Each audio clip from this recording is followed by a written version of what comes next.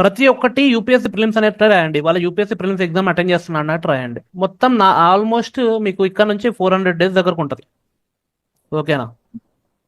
ప్రతిరోజు UPSC prelims రాసినట్టు సీరియస్గా రాస్తే అందరూ first second third attempt fourth attempt కన్సిస్టెంట్గా ఉన్నాడు. ఎవడైనా థర్డ్ ఫోర్త్ అటెంప్ట్ ఎక్కువ క్లియర్ చేస్తారు కదా యూపీఎస్సీ.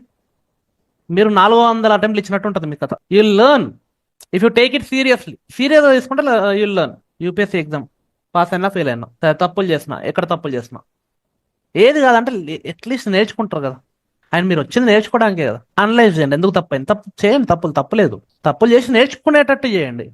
తప్పులైతే నేను బాధపడకండి. ఓకే, దెబ్బ తాకింది, బాధపడుకుంటూ కూర్చోవు కదా. దానికి ఏదో ఆయింట్మెంట్ పూస్తావు కదా, పట్టి కడతాం కదా, డాక్టర్ దగ్గర పోతాం కదా, ఏదో ఒకటి చేస్తావు కదా. సివియారిటీ ఆఫ్ ది పెయిన్ చేయండి, తప్పులేదు. తప్పులు చేయడం తప్పులేదు, దానిలో నేర్చుకోకుండానే తప్పు. అలా 1 రోజు 2 రోజులు 10 క్వశ్చన్లు 10 రోజులలో 100 క్వశ్చన్లు, 100 డేస్లో 1000 క్వశ్చన్లు, మధ్యలో గ్రాండ్ టెస్ట్లు 100 క్వశ్చన్లు పడతాయి.